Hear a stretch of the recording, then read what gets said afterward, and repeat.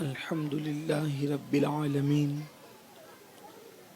والعاقبة للمتقين والصلاة والسلام على سيد الأنبياء والمرسلين وعلى آله وأصحابه الطيبين الطاهرين أما بعد فأعوذ بالله من الشيطان الرجيم بسم الله الرحمن الرحيم هو الذي أرسل رسوله بالهدى ودين الحق ليظهره على الدين كله ولو كره المشركون صدق الله العظيم غوث اعظم بمنی بے سرو ساما مددے قبلِ دین مددے کعبہ ایمان مددے انتظار کرم تست من عینی را اے خدا جو خدا بینو خدا دا مددے بگرداب بلا افتادہ کشتی ضعیفانو شکستہ رات و پشتی بحق کے خواجہ عثمان ہارون مدد کن مدد کن مدد کن یا معین الدین چشتی۔ منبر پر رونق افروز برادر معظم حضرت پیر سید وجیہ الدین قادری برکاتی رضوی، سادات کرام، علماء ذوی الاحترام، حاضرین محفل، پردہ نشین ماؤں اور بہنوں، السلام علیکم ورحمۃ اللہ وبرکاتہ۔ انتہائی احترام و عقیدت کے ساتھ اپنے اور ساری کائنات کے مرکز عقیدت انیس بے کساں چارہ ساز درد منداں، ہم غریبوں کے غم گسار، ہم فقیروں کی ثروت، شہر یار ارم، تاجدار حرم، نوبہار شفاعت، شب اسرا کے دولہ، نوشے بزم جنت، دانائے سبل، مولائے کل، ختم الرسل، خسرو خوباں، سیاح لامکاں، وجہ کن فکاں، سبحان اللہ، در اللہ المکنون، سر اللہ المخزون، عالم ما کانا وما یکون، آب و گل انبیاء، جانو دل اصفیاء، مطلع ہر سعادت، مقطع ہر سیادت، سبحان اللہ، خلاصہ کائنات، فخر موجودات، حضور احمد مجتبی محمد مصطفیٰ، ارواحنا فدا صلی اللہ تعالی علیہ وآلہ وصحبہ وبارک وسلم کی بارگاہ بے کس پناہ میں جس طریقے سے پڑھاؤں بلند آواز سے میرے ساتھ مل کر پڑھیں۔ الصلاۃ والسلام علیک یا رسول اللہ، الصلاۃ والسلام علیک یا رسول اللہ، الصلاۃ والسلام علیک یا نبی اللہ، الصلاۃ والسلام علیک یا نبی اللہ، الصلاۃ والسلام علیک یا حبیب اللہ، الصلاۃ والسلام علیک یا حبیب اللہ، وعلی آلک واصحابک یا نور اللہ، وعلی آلک واصحابک یا نور صلی اللہ تعالی علیہ وسلم۔ صلی اللہ تعالی علیہ وسلم۔ سرور کہوں کہ مالک و مولا سبحان کہوں اللہ، تجھے، سبحان اللہ، سرور کہوں سبحان کہ اللہ، مالک و مولا کہوں تجھے، باغ خلیل کا گل زیبا کہوں تجھے، حرما نصیب ہوں تجھے امید گے کہوں، جانے مراد کانے تمنا کہوں تجھے، سبحان اللہ، اللہ سبحان رے اللہ، تیرے جسم منور کی تابشیں، اے جانے جاں میں جانے تجلا کہوں سبحان تجھے، اللہ، سبحان اللہ، مجرم ہوں اپنے عفو کا سامہ کروں شہا، یعنی شفیعی روز جزا کا کہوں تجھے، صبح وطن پہ شام غریباں کو دو شرف، بے کس نواز گیسو والا کہوں تجھے، تیرے تو وصف و عیب تناہی سے ہے بری، حیران ہوں میرے شاہ میں کیا کیا کہوں تجھے، کہہ لے گی سب کچھ ان کے ثنا خواں کی خاموشی، چپ ہو رہا یہ کہہ کے میں کیا کیا کہوں تجھے، لیکن رضا نے ختم سخن اس پہ کر سبحان دیا، اللہ، سبحان خالق اللہ، کا بندہ خلق کا سبحان آقا اللہ، کہوں تجھے۔ آج کی یہ محفل سواد اعظم اہل سنت و جماعت کی عالمگیر تحریک سنی دعوت اسلامی کے زیر اہتمام 25واں سالانہ جو ذکر تاجدار کربلا ہے اس کی یہ چوتھی محفل ہے، اور اس علاقے کے جیال نوجوان خاص طور پر بیسٹ گروپ کے جوانوں نے اس محفل کا انعقاد کیا ہے۔ انہوں نے میرے امام پاک کی اور ان کے نانا جان کی محفل سجائی۔ اللہ ان جوانوں کو دنیا میں بھی بیسٹ رکھے اور آخرت میں بھی بیسٹ رکھے، اور اللہ ان سب کو اپنی شان کے مطابق بہتر جزا عطا فرمائے۔ 3 دن سے غلبہ دین کے حوالے سے گفتگو جاری ہے، اور ارادہ یہ تھا کہ کل وہ گفتگو مکمل گزرے ہوئے کل میں ہوگی، لیکن وقت کی قلت کی وجہ سے وہ گفتگو مکمل نہ ہو سکی۔ آج انشاءاللہ پاک یہ کوشش کی جائے گی کہ غلبہ دین کے لیے اللہ کے رسول علیہ الصلاۃ والتسلیم اور آل و اصحاب اور خلفائے راشدین کی کیا قربانیاں ہیں اس پر گفتگو کرتے ہیں۔ کل کی گفتگو جو آپ نے سماعت کی تھی، کل حضرت سیدنا امیر حمزہ کی شہادت، حضرت ابو عبیدہ ابن حارث کی شہادت، اس طرح سے بدر اور احد کی حضرت سیدنا مصعب ابن عمیر کی شہادت بالکل اختصار کے ساتھ حصول برکت کے لیے پڑھی گئی تھی۔ اب یہ جو شہادتیں اور محنتیں ہیں، ان کو بچانے کے لیے جو امام کربلا میں گئے تھے، میں چاہتا ہوں کہ اسی سے ہم اپنے دل کے تار جوڑیں تاکہ کڑی سے کڑیاں ملتی چلی جائے اور اصل کربلا تک ہمیں پہنچنے میں آسانی ہو۔ پتہ نہیں موقع زندگی میں بار بار نہیں آتے ایسے، تو اللہ تبارک و تعالیٰ نے ہمیں چونکہ پورے عشرے کا موقع دیا ہے، تو میں یہ چاہتا ہوں کہ آج کے چوتھے دن خلفائے راشدین کی نسبت سے اس گفتگو کو مکمل کر کے کل سے ہم انشاءاللہ اپنے دوسرے عنوان کی طرف بڑھیں گے۔ اللہ تبارک و تعالیٰ نے اپنے محبوب صلی اللہ علیہ وآلہ وسلم کو دین کے غلبے کے لیے بھیجا۔ یہ دین غالب رہے گا، یہ دین سربلند رہے گا، یہ دین پوری دنیا کے اندر پہنچ کر کے رہے گا، اور اللہ رب العزت نے اس طاقت والے خدا نے طاقت اور قوت والے جبریل کے ذریعے سے اپنے محبوب صلی اللہ علیہ وآلہ وسلم جو اتنی طاقت قوت والے تھے کہ اشارہ کریں تو چاند ٹکڑے ہو جایا کرتا تھا، اور اشارہ کریں تو سورج پلٹ جایا کرتا تھا، ایسے طاقت والے رسول پر طاقت والے خدا نے اتنا عظیم دین نازل فرمایا کہ جس نے اس دین کا دامن پکڑا اللہ نے اس کو بھی طاقت قوت اور غلبہ عطا فرمایا۔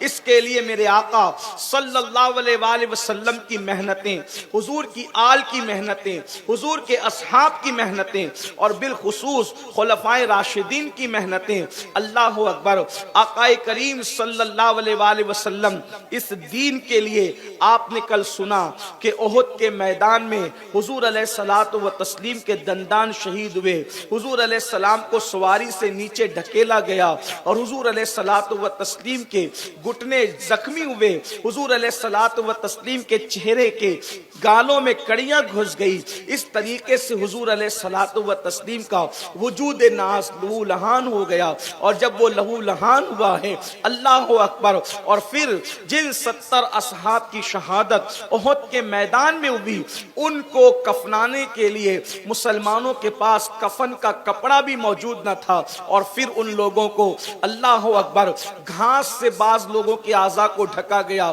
اور ڈھک کر کے ان کو سپرد لحد کیا گیا، اللہ اکبر۔ پھر اللہ کے حبیب صلی اللہ علیہ وآلہ وسلم جب احد سے واپس آئے تو آقا کریم صلی اللہ علیہ وآلہ وسلم کو مکے کے لوگوں نے چین سے بیٹھنے نہیں دیا، اور پھر ایک ایسا منصوبہ ترتیب دیا گیا کہ سب لوگ مل کر کے مدینہ منورہ پہ چڑھائی کر دیں۔ مدینہ منورہ میں مٹھی بھر مسلمان موجود ہیں۔ جب عرب کے سارے قبیلے مل کر محمد عربی اور ان کے ماننے والوں پر صلی اللہ علیہ وآلہ وسلم جب حملہ کر دیں گے تو پھر وہ مقابلے کی طاقت نہ رکھیں گے، تو عرب کے تمام قبیلوں کو جوڑا گیا، اور جوڑنے کے بعد سارے قبائل مل کر کے تنہا ایک مدینہ منورہ کی بستی پر حملے کی تیاری کرتے ہیں۔ اس غزوے کو غزوہ احزاب کہتے ہیں۔ سورۃ الاحزاب احزاب میں اس غزوے کا تذکرہ بہت تفصیل کے ساتھ موجود ہے، اور میں اس غزوے کو بھی بہت پہلے تفصیل کے ساتھ پڑھ چکا ہوں، مرکز پر اس پر بیان ہو چکا ہے۔ میں واقعات کی طرف جانے کی بجائے اشارہ آج بھی دے کر کے آگے بڑھوں گا۔ غزوہ احزاب میں کیا ہوا؟ اللہ اکبر!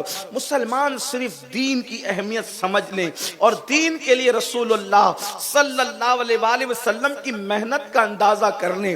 اللہ اکبر! جب اللہ کے حبیب صلی اللہ علیہ وآلہ وسلم کو اطلاع دی جاتی ہے کہ یعنی کہ سارے جو وہ لوگ مل کر کے، سارے گروپ مل کر کے، سارے قبیلے مل کر کے مدینہ منورہ پر حملہ کریں گے، تو اللہ کے حبیب علیہ السلام اپنے اصحاب کو جمع کرتے ہیں، اور جمع کرنے کے بعد پوچھتے ہیں کیا مشورہ ہے، کیسے ان سے لڑا جائے گا؟ تو حضرت سیدنا سلمان فارسی رضی اللہ تعالیٰ مشورہ دیتے ہیں، آقا ہمارے فارس میں جب ایسے حالات پیدا ہوتے ہیں تو جنگ اس طرح کی جاتی ہے کہ خندق کھودی جاتی ہے، اور خندق کھودنے کا مشورہ حضرت سلمان فارسی نے دیا، اس لیے کہ مدینہ منورہ کے تینوں طرف پہاڑیاں تھی، اس طرف سے تو ان کے آنے کا اندیشہ نہیں تھا، جس طرف سے وہ حملہ کر سکتے تھے اس طرف سے اللہ کے حبیب علیہ السلام نے خندق کھودنے کا فیصلہ کیا۔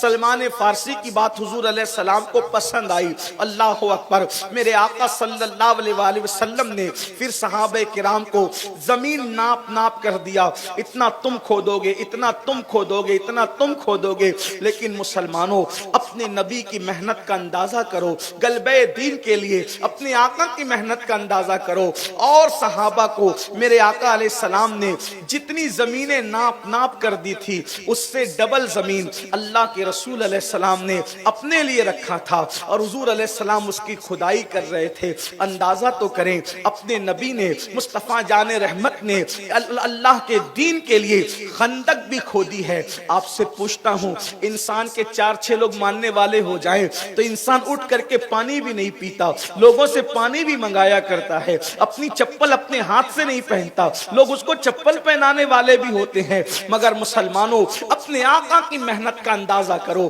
کہ میرے آقا مصطفیٰ جان رحمت صلی اللہ علیہ وآلہ وسلم نے اللہ کے دین کے غلبے کے لیے خندق تک کھودی ہے، اوروں کو جتنی زمین دی اس سے ڈبل زمین اپنے پاس رکھی، مگر وہ وقت کیسا تھا، وہ حالات کیسے تھے؟ اللہ اکبر! حالات ایسے تھے کہ مسلمانوں کے گھر میں کھانے پینے کی چیز نہ تھی۔ جب وہ خندق کھودتے کھودتے ایک صحابی بارگاہ رسالت میں آئے اور اللہ کے رسول علیہ السلام کی بارگاہ میں بھوک کی شکایت کرنے کی ہمت نہ ہوئی، تو انہوں نے اپنے پیٹ کی چادر ہٹائی تو کیا دیکھا؟ صحابی کے پیٹ پر ایک پتھر بندھا ہوا ہے۔ انہوں نے عرض کیا یا رسول اللہ، میرے آقا اے رحمت للعالمین، یا رسول اللہ دیکھیں مجھے اتنی بھوک لگی ہے کہ میں نے کمر کو ٹھیک کرنے کے لیے ایک پتھر باندھ رکھا ہے۔ جب صحابی نے ایک پتھر بتایا تو آمینہ کے لال میرے اور آپ کے آقا مصطفیٰ جان رحمت صلی اللہ علیہ وآلہ وسلم نے جب اپنے شکم اطہر سے چادر ہٹائی تو لوگوں کی آہ نکل گئی، اس لیے کہ صحابی کے پیٹ پر ایک پتھر تھا اور مصطفیٰ جان رحمت کے پیٹ پر 2 پتھر بندے ہوئے تھے، اور اللہ کے حبیب صلی اللہ علیہ وآلہ وسلم خندق کھود رہے تھے۔ اندازہ کریں اس درد کو، اس دکھ کو، اس تکلیف کو کیا کبھی ہم نے محسوس کیا کہ اللہ کے حبیب علیہ السلام نے دین کے لیے کتنی تکلیفیں اٹھائی ہے؟ ان کے اصحاب نے خندقیں کھودی، انہوں نے خندقیں کھودی۔ آئیے اسی جنگ خندق میں ایک واقعہ ایسا بھی پیش آیا کہ اللہ اکبر، جب خندق کھود لی گئی تو کوئی ایسا مرد نہ تھا جو خندق کو چھلانگ کر کے آتا، لیکن اللہ اکبر ان میں ایک نام تھا، عمرو ابن عبد الود نام کا ایک شخص تھا۔ اللہ اکبر! چونکہ سارے قبیلوں کو جمع کیا گیا تھا مکے والوں کی طرف سے، تو ابن عبد الود جو تھا وہ ایسا بہادر کہلاتا تھا، اور اس طرح جو ہے وہ اس کو گھوڑا دوڑانے کی اور اس کو سواری جو ہے وہ چلانے کی مہارت تھی کہ وہ خندق کو پھلانگ کر کے آ گیا اور اس نے آواز دی، اے محمد روحی فدا صلی اللہ علیہ وآلہ وسلم، میرے مقابلے میں کسی کو بھیجے۔ ظاہر سی بات ہے وہ بہادر انسان تو تھا اور بہادری کی وجہ سے کہہ رہا تھا میرے مقابلے میں کسی کو بھیجے. آپ اندازہ کریں بدر کا میدان ہے, سب کی قربانیاں ہیں, لیکن اللہ رب العزت جس کو جو چاہے عطا کرے. حضرت مولا علی کی نمایاں قربانیاں ہیں, احد کا میدان ہے, مولا علی کی نمایاں قربانیاں ہیں, سب کی قربانیاں ہیں, لیکن چونکہ کربلا عنوان ہے اس لیے خاص ہم مولا پاک کا ذکر کر رہے ہیں. اللہ اکبر. جب ابن عبد الود آیا اور اس نے کہا میرے مقابلے میں بھیجے, تو اللہ کے حبیب علیہ الصلوۃ والتسلیم نے سب پر نظر ڈالی اور فرمایا اینا علی, علی کہاں ہے؟ اللہ اکبر. یعنی مصطفیٰ جان رحمت صلی اللہ علیہ وآلہ وسلم ہر ایسے موقع پر علی کو یاد فرماتے ہیں. اور جب علی نے کہا لبیک یا رسول اللہ, تو آقا نے فرمایا علی تمہیں ابن عبد الود کا مقابلہ کرنا ہے. حالانکہ وہ بڑا طاقتور انسان تھا. جب مولا مشکل کشا اس کے مقابلے کے لیے آگے بڑھے تو اللہ کے رسول علیہ السلام نے ارشاد فرمایا سراپا کفر کے مقابلے میں سراپا ایمان جا رہا ہے, کل کفر کے مقابلے میں کل ایمان جا رہا ہے. اور پھر مولا مشکل کشا شیر خدا علی مرتضی کرم اللہ تعالی وجہ الکریم جب ابن عبد الود سے مقابلے کے لیے آگے بڑھے, ہماری کتابوں میں لکھا ہے, اہل سنت و جماعت کی کتابوں میں لکھا ہے, کثیر کتابوں میں لکھا ہے کہ میرے آقا علیہ السلام نے دعا کے لیے ہاتھ اٹھا دیے اور ایک روایت میں کہ سر سجدے میں رکھا, عرض کیا مولا میرے علی کی لاج رکھنا. ابن عبد الود نے اپنی تلوار مولا علی کے سر پہ ماری, زخم آیا تو صحیح لیکن مولا نے اپنے آپ کو بچا کر جب تلوار لہرائی اور ذوالفقار سے اس کے دو ٹکڑے کر کے عرض کی یا رسول اللہ, اللہ نے آپ کی دعا کو قبول فرما لیا ہے. جب ابن عبد الود کے دو ٹکڑے ہوئے تو اس کے بعد پھر کسی نے آنے کی ہمت اور جرت نہیں کی. مطلب یہ ہے کہ یہ خاندان علی وقار, خاندان بنو ہاشم کو خدا نے اتنی بہادری, شجاعت اور جواں مردی سے نوازا تھا کہ اللہ اکبر, انہی کا حق ہے, بہادری انہی کا حق ہے, تلوار بازی انہی کا حق ہے, بہادری کا تمغہ اور جھومر انہی کے ماتھے پہ زیب دیتا ہے. خدا کی سچ کی قسم یہ وہ خاندان ہے جس نے سر جھکانا گوارا نہ کیا. علی سے لے کر امام حسن عسکری تک جتنے ائمہ اہل بیت ہیں اکثر جام شہادت نوش کر کے بتاتے نظر آتے ہیں کہ اللہ اکبر, اس خاندان کو وہ موت پسند ہے جسے شہادت کی موت کہتے ہیں. اللہ اکبر. اللہ. پھر جنگ خندق کا کیا معاملہ ہوا وہ یہ کہ حضور اکرم صلی اللہ علیہ وآلہ وسلم نے دعا کی اور حضور کی دعا سے آندھی چلی, اور آندھی چلی تو وہ سارے جو آئے تھے جمع ہو کر کے ان کی ہانڈیاں بھی اڑی, ان کے اونٹ بھی اڑے, ان کے خیمے بھی اڑے اور ایسے دم دبا کر کے بھاگے. جب بھاگے تو اللہ کے رسول نے فرمایا اب یہ واپس نہیں آئیں گے, انشاءاللہ اب ہم جائیں گے. حضور علیہ السلام نے فرمایا. پھر اس کے بعد غزوہ تبوک جو ہے وہ رونما ہوا. رسول اللہ جتنے غزوات میں گئے ہر غزوے میں علی حضور کے ساتھ تھے سوائے غزوہ تبوک کے غزوے میں مولا مشکل کشا حضور کے ساتھ نہ تھے. حضور علیہ السلام نے ان کو اپنے گھر والوں پر چھوڑا تھا, گھر کی حفاظت کے لیے چھوڑا تھا. تو مولا علی رو پڑے, عرض کرنے لگے آقا آپ مجھے عورتوں اور بچوں پر چھوڑ کر کے جانے.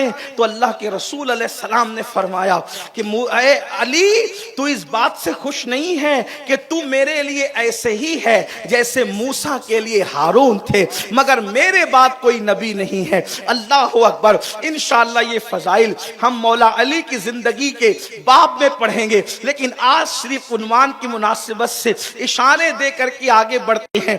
تبوک کی جنگ ہوئی, اس کے بعد خیبر کی جنگ تو بڑی مشہور و معروف جنگ ہے. انشاءاللہ اگر وقت رہا تو ہم خیبر کو بھی مولا مشکل کشا کی حیات کے باب, ان کی سمانے کے باب میں پڑھیں گے. پھر اس کے بعد جو ہے وہ جنگ موتا ہوئی, تھوڑا اس کا اشارہ دے کر کے ہم آگے بڑھتے ہیں. یعنی کہ آپ کربلا کو بچوں کا کھیل سمجھتے ہیں. یہ ساری جنگیں جو میں اشارتاً پڑھ رہا ہوں ان جنگوں کی محنت کے تحفظ کو کربلا کہتے ہیں. کربلا جو ہم جوڑ رہے کڑیاں، آپ اس کو سمجھ کیا رہے. سبحان اللہ. آپ میں سے بہت سے لوگوں نے مجھ سے کہا کل کہ آپ نے کربلا شروع نہیں کیا. میں نے تو کہا کہ میں تو کربلا کل ہی سے شروع، میں تو کربلا پہلے دن سے شروع کر چکا ہوں. اس لیے کہ احد، بدر، احد، خندق، خیبر، تبوک، قادسیہ، یہ جو پہلے ہوئی بعد ہوئی ساری جنگوں کا خلاصہ اگر کوئی جنگ ہے تو اسے کربلا کیا. محنتوں کا تحفظ کربلا ہے. جنگ موتا کیا ہے؟ ملک شام کے رومی، یعنی رومی 1,00,000 رومیوں سے 3,000 مسلمان لڑے. غور کرنا، یہی تو بات ہے مسلمانوں. یہ جو کربلا اور یہ داستان کربلا یا صحابہ اور اہل بیت کی قربانیاں یا بیان نہیں ہوتی یا آپ نہیں سنتے، اس کی وجہ کیا ہے کہ آپ کو بزدل بنانے کی کوشش کی جاتی ہے. لوگوں کو پتا ہے جس دن بدر، احد، خندق، خیبر، کربلا کی سچائیاں بیان ہو جائے اس دن مسلمانوں کا بچہ شیر دل ہوگا، اور وہ اپنے بالوں میں انگلیاں ڈال کر کے بال سنوارنے کی کوشش نہیں کرے گا، بلکہ وہ اپنے ناخن تدبیر سے امت کی تقدیر کو سنوارنے کی صحیح پیہم کرے گا. اللہ اکبر. جنگ موتا میں 1,00,000 لوگ ہیں، رومی 1,00,000 ہے اور مسلمان صرف 3,000 ہے. اللہ رب العزت کے حبیب صلی اللہ علیہ وآلہ وسلم، اس جنگ کی خصوصیت یہ ہے کہ اس جنگ کے اندر اللہ کے رسول نے جب پرچم دیا، جس کو علم کہتے ہیں، عربی میں اس پرچم کو علم کہتے ہیں. حضور علیہ السلام کا لشکر کہیں بھی بغیر علم کے نہیں جاتا تھا، بغیر پرچم کے نہیں جاتا تھا. اللہ اکبر. علم رسول، اللہ کے رسول علیہ السلام نے حضرت سیدنا عبداللہ ابن رواحہ کے ہاتھ میں دیا. پھر فرمایا اگر عبداللہ ابن رواحہ شہید ہو جائیں تو پھر اس کے بعد اللہ کے رسول علیہ السلام نے پرچم زید بن حارثہ کے ہاتھ میں دیا. فرمایا زید شہید ہو جائیں تو عبداللہ ابن رواحہ کے ہاتھ میں پرچم ہوگا. عبداللہ ابن رواحہ شہید ہو جائیں تو جعفر کے ہاتھ میں پرچم ہوگا، جعفر ابن ابو طالب کے ہاتھ میں پرچم ہوگا. اور جب جعفر بھی شہید ہو جائیں تو پھر اللہ جسے چاہے گا پرچم اس کے ہاتھ میں ہوگا. 1,00,000 رومیوں کے مقابلے میں 3,000 محمد الرسول اللہ کے غلام ڈٹے اور ان کے قائد تھے حضرت زید بن حارثہ. اللہ اکبر. جب وہ جنگ ہو رہی تھی اس جنگ کے اللہ رب العزت نے پردے اٹھا دیے اور حضور علیہ السلام کی نگاہوں کے سامنے جنگ کا منظر تھا. حضور اپنی مسجد میں بیٹھ کے صحابہ کو بتا رہے تھے کہ اللہ کے شیر جو ہے وہ ان لومی لومڑیوں سے جو ہے وہ الجھے ہیں، اور فرمایا زید بن حارثہ شہید ہو گئے. اور یہ کہہ کر حضور علیہ السلام کی آنکھوں میں آنسو آ گئے. اور پھر فرمایا اب اللہ کا پرچم، دین کا پرچم عبداللہ ابن رواحہ کے ہاتھ میں ہے. پھر تھوڑی دیر کے بعد فرمایا عبداللہ بھی شہید ہو گئے. پھر فرمایا اب اسلام کا پرچم اللہ اکبر جعفر کے ہاتھ میں ہے. یہ جعفر کون ہے؟ مولا علی کے سگے بھائی ہیں جن کو ہم جعفر طیار کہتے ہیں. یہ جعفر طیار نام یاد رکھنا، انہی جعفر طیار کے بیٹے عبداللہ ہیں، انہی عبداللہ کے بیٹے اون و محمد ہے جنہوں نے کربلا میں قربانی دی ہے. جو آپ امام حسین کے بھانجوں کے حوالے سے، سیدہ زینب کے شہزادوں کے حوالے سے حضرت اون و محمد کی قربانی سنتے ہیں، یہ حضرت جعفر طیار کے پوتے ہیں اور جعفر طیار کے بیٹے عبداللہ ہیں. یہ عبداللہ بھتیجے بھی ہیں مولا علی کے اور ساتھ ہی ساتھ داماد بھی ہیں مولا علی کے، سیدہ زینب کے شوہر نامدار ہیں. اللہ اکبر. تو جعفر طیار کے ہاتھ میں جس وقت پرچم آیا تو حضرت جعفر بے جگری سے لڑے. پہلے 2 جیانوں نے بھی بے جگری سے لڑا اور خوب ان رومیوں کو دھول چٹایا، لیکن حضرت جعفر طیار نے جب تلوار چلانی شروع کی تو حضرت جعفر کا ایک بازو شہید کر دیا گیا. جب ایک بازو ٹوٹ گیا، شہید ہو گیا، تو حضرت جعفر نے دوسرے ہاتھ میں پرچم لیا، اسلام کا پرچم گرنے نہ دیا. یاد رکھنا اے میری قوم کے جوانوں، جو بڑی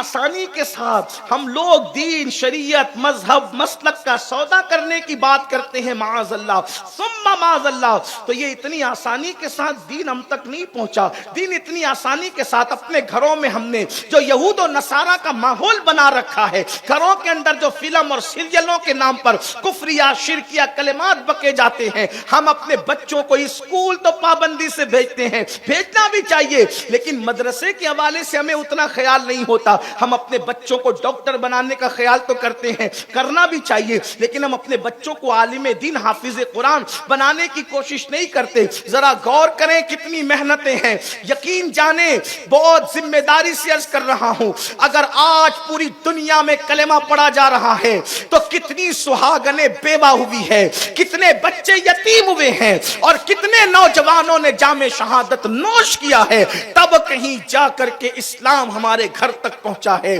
اسلام کی ناقدری کر کے اپنے آپ کو مسلمان کہلانے والوں، کل خدا کی عدالت میں کھڑے رہو گے تو کیا جواب دو گے؟ مسجدوں کو ویران کر کے، اللہ اکبر، گناہوں کے اڈوں کو آباد کر کے، جرائم کے اڈوں کو آباد کر کے اللہ کو کیا منہ دکھاؤ گے؟ وہ کتنی سہاگنیں بیوہ ہوئی ہے، ذرا سوچو تو صحیح، کتنے چھوٹے چھوٹے بچے یتیم ہوئے ہیں، ذرا سوچو تو صحیح، کتنے جوانوں کی لاشیں خاک و خون میں تڑپی ہے، کیسی خون کی ندیاں بہی ہے، تب کہیں جا کر کے دین پھیلا ہے۔ جعفر طیار کا ایک بازو کٹا، دوسرے ہاتھ میں پرچم لیا، دوسرا بازو کٹا، تو آپ نے اپنے بازوؤں سے پرچم کو تھام لیا، اس کے بعد سینے میں تیر چلا، سر پہ تیر چلا، تو حضرت جعفر جو ہے وہ زمین کی طرف آ گئے۔ حضور علیہ السلام کی داڑھی شریف آنسوؤں سے تر تھی، فرمایا میرا بھائی جعفر طیار بھی جام شہادت نوش کر گیا۔ یہ جعفر کو طیار کیوں کہتے ہیں؟